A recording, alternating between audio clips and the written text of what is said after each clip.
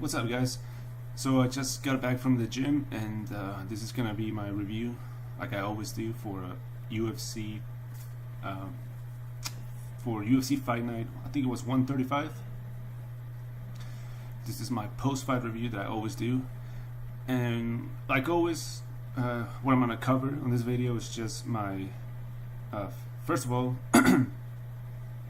the 5 fights that I broke down and predicted, how I did, and all of that. Then I'll also cover the 2 extra ones that I mentioned on the topology, and then just a few more things to point out overall about the event. It was a great event, a lot of fights, a lot of finishes. Look at that KO, KO, KO, KO, KO. It was definitely not a boring event. Very, very nice event. And I'm gonna start with, well, once again, 3 out of 5, 60%. Man, I have been getting, which is an okay result when it comes to predicting. You know, it's always more than 15%. And the fact that I choose 5, makes it tricky because for each one you lose 20%. My score is always based on the fights that I covered and predicted. I don't include the extra ones, whether I win or lose. It's always just the 5 or whatever that I talked about is what the score is based on. So I'll take it 60%, but just sick of that score. But anyways, here we go. So I'll start with the first one that I covered, well, not the first one I covered, but the first one of the main event, the main card, which was Eric Anders and Tim Williams. And so the first thing is that the prediction was correct on this one. I predicted Eric Anders to win by KO TKO, and there's a link on the description of the video that will take you to the actual fight predictions. That way you can compare it if you want to, but it's right there. And so my prediction for this one was Eric Anders by KO TKO, which is how it went, but definitely a lot different than the breakdown itself was very different than how the fight went. So I thought this was gonna be a complete destruction by Eric Anders round 1. My prediction was round 1 KO TKO destruction, and man, it was not like that. Tim Williams definitely, I guess he got offended by the odds. Eric Anders was like minus 1,000, which is ridiculous. Can't remember when was the last time he was that. I think Ronda Rousey versus Holly Holm maybe was like that, or Renan Barao versus TJ. But yeah, on that, I actually gave the first round to Tim Williams, and I was like, oh shit, what if he wins this one? What a huge upset. And I'm sure some people would have made money and some people would have lost a lot of money. But look at that, total strikes 52-46, significant strikes 43-42. He actually had 2 takedowns. At the end of that first one, I was like, god damn, either Tim Williams was too underrated or Eric Anders very overrated. I think it was Tim Williams being underrated, because he definitely looked a lot better than his last fight. And so yeah, I was surprised at that. I got it right, Eric Anders KO TKO, but Tim Williams definitely put up a fight, and he won the first round in my opinion. So that one was correct. As far as the prediction, the breakdown itself, no. It was a lot more competitive than what I thought it was going to be. So after that, the second one was Moraga versus Figueiredo, which was very... the breakdown that I did was very accurate. The only difference was I thought Figueiredo was going to win by decision, by a clear decision. I didn't think it was going to be KO TKO round 2, and as easy as it was. If you actually listen to my prediction, on the breakdown I said that Figueiredo, I thought that he was better, stronger, more dynamic, more explosive on the feet, and that he was probably going to want to keep it on the feet because Moraga has I think he was a NCAA Division 1 wrestler, So I was surprised in that first round how easily Figueiredo was able to control Moraga on the ground. So that is something that, if he has going on for him, not only is he a really good striker, a really dynamic striker with power, but he has that ground game too. I mean, he controlled Moraga on that first round easy. So yeah, Figueiredo, I want to see him fight a top 10 first. Well, he was a top 10, so give him a top 5 next fight. When I make my other video with what fights I think should be made, I'll definitely look into it and see who I think he should fight. But nice breakdown on this one. So I had Figueiredo. I thought he was more dynamic, more explosive, and he showed all that. Dominant fight by Figueiredo that pulled this KO TKO round 2. After that, we have Ellenberger Barberena, which is the fight that I was wrong. But I still support what I say. So in my breakdown, if you listen to it, I stated that there's nothing about Barberena that stands out, and I still say that. I don't think there's anything about Barberena that is like amazing, or that he shines at, whether it's striking or grappling or wrestling. Yeah, I mean, he's not. However, the other part of that prediction, so my prediction was that Jake Ellenberger was going to be won by decision, but in that prediction, I clearly stated how bad of a chin Ellenberger has. His chin is completely broken, completely gone, non-existent. I cannot think of a worse case of somebody with a chin that has just basically lost any ability to take a shot.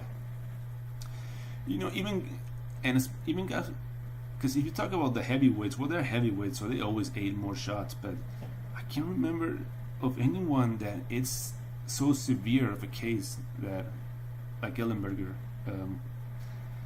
So my prediction was that if Brian Barberena landed a decent shot, it would only take one from Ellenberger, and he was going to put him away. And that's basically what happened.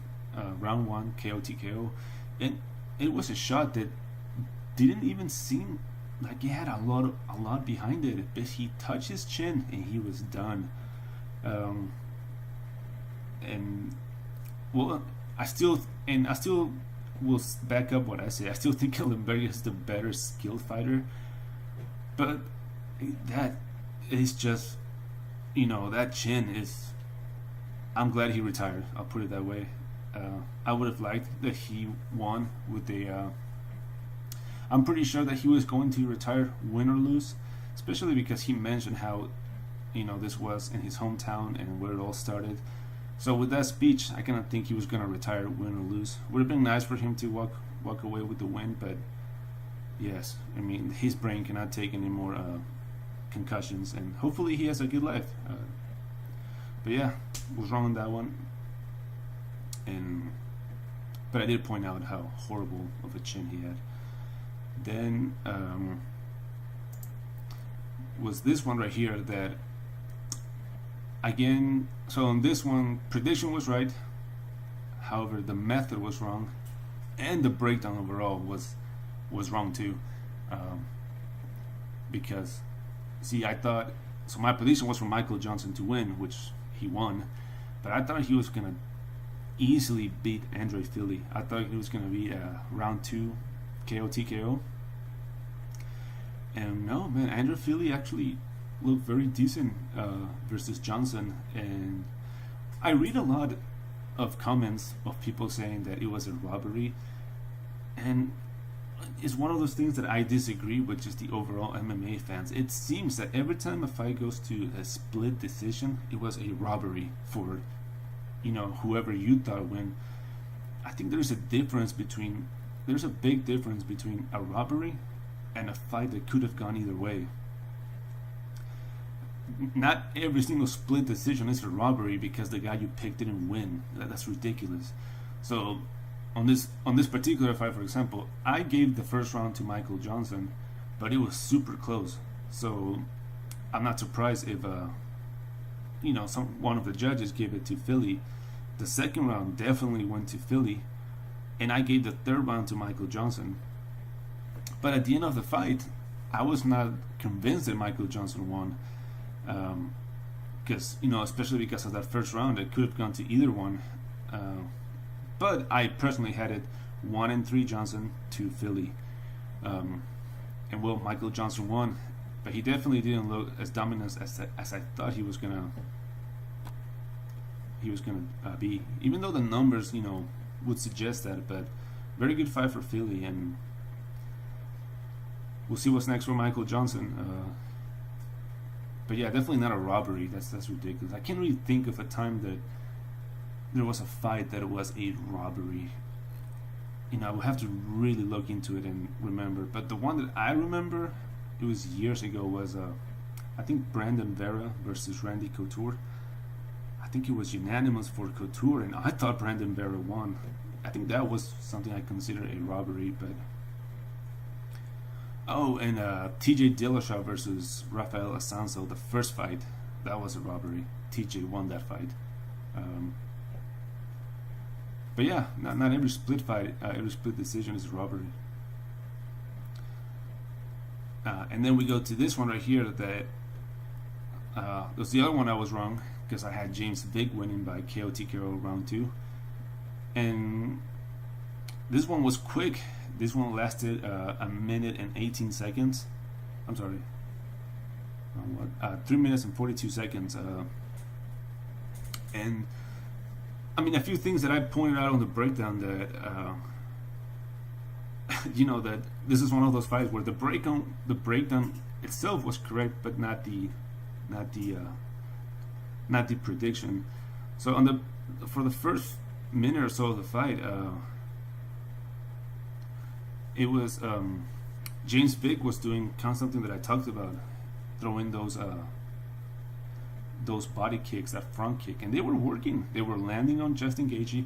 They were keeping him at bay. He couldn't get close, and it seemed that it was going on James Vick the way that I thought it was going to go. That it was just too much reach, too much height. But over on the breakdown, I had mentioned that James Vick was not unhittable, that he definitely gets hit. And man, and I also talked about Justin Gaethje's when he throws those hooks, left, right, left, right, left, right. And he got close through the left and through the right, and it knocked him out cold, one shot, which was interesting because on the breakdown I had also mentioned that neither one of them possessed true one-punch knockout power. However, Justin Gaethje did it. I mean, he threw a haymaker though, that landed perfect on James Vick's chin. He was out even before he hit the floor. So that extra punch that Gaethje landed was just for good measure. But yeah, good win for. So I was wrong on this one. So that that makes it a 3 out of 5. I got Anders right, Figueiredo right, and Michael Johnson right. I missed Barberena and the Ellenberger Barberena and the Gaethje Vick.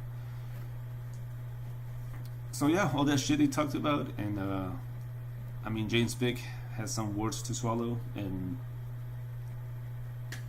good win for Justin. Let's see who. I would like to see him fight Edson Barboza, and I think. I'll talk about it on my when I do my video of upcoming. If I was the matchmaker, and offhand, I think that's a fight I would do, but I have to look at the rankings and all. And now the other two fights that I talked about was this was not part of my fight prediction, but I just mentioned it on my topology. So I had two of them that I mentioned. This one was perfect. I had Mickey Gall submission round 1, and that's exactly how it went. Just perfect. Mickey Gall, I knew he was gonna go for a takedown and try to get some sort of submission. That's what he did. But I don't count it towards my 5 because I didn't cover it. But yeah, monster fight for Mickey Gall. I should have mentioned this one, but I didn't on my breakdowns. But yeah, pretty happy about this one. And then the other one that I talked about on there was Yaya versus Sanders, which I had Luke Sanders winning by decision. And it kind of seemed like, so I thought that Luke Sanders, it was pretty obvious that Luke Sanders needed to keep this fight standing, and that would be his best shot. And it seemed that he had well prepared himself, because, you know, Rani Yaya goes for a takedown, Luke Sanders stopped it easy. Then Rani Yaya goes for another takedown, again Sanders stops it easy. But then on the ground, Yaya gets a hold of a leg and does a heel hook and submits Sanders. And I mean, Rani Yaya is a sick submission artist, but you know, you don't ever really see people tapping due to heel hooks. You see them all the time attempted, but it's rare that it actually works. And on the post-fight interview, Rani Yaya said that that was his plan B, that he knew that Sanders could be prepared for the takedown.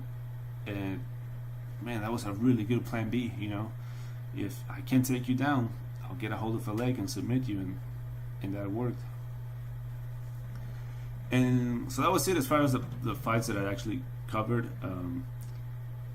This fight was insane. So on this one, I had Sandhagen winning KO. I had him KO round 1 though. And what a crazy fight this was. I mean, you can call it a comeback in a way, kinda, because that first round, Alcantara had him really hurt, and he busted his face up. I thought Sandhagen was gonna tap due to that armbar, but you know, he resisted, he overcame, and put a beating on Alcantara. Very, very nice fight. Corey Sandhagen, man, he's another guy on that. What is it, guys? Bantamweight divisions. Give this guy a top 10 next fight. I think he's gonna be. He could possibly fight for the title very soon. So we'll see what happens. And so that's it for this one, guys. You know, 3 out of 5 again, 60%, and now we have 1 week break. And then we have UFC 228. I'm already bummed out that the fight between Sabit and Yair got cancelled. That's some bullshit. I really hope somebody steps in, just because it's a treat to watch Sabit fight. So we'll see what happens. Alright, enjoy your Sunday.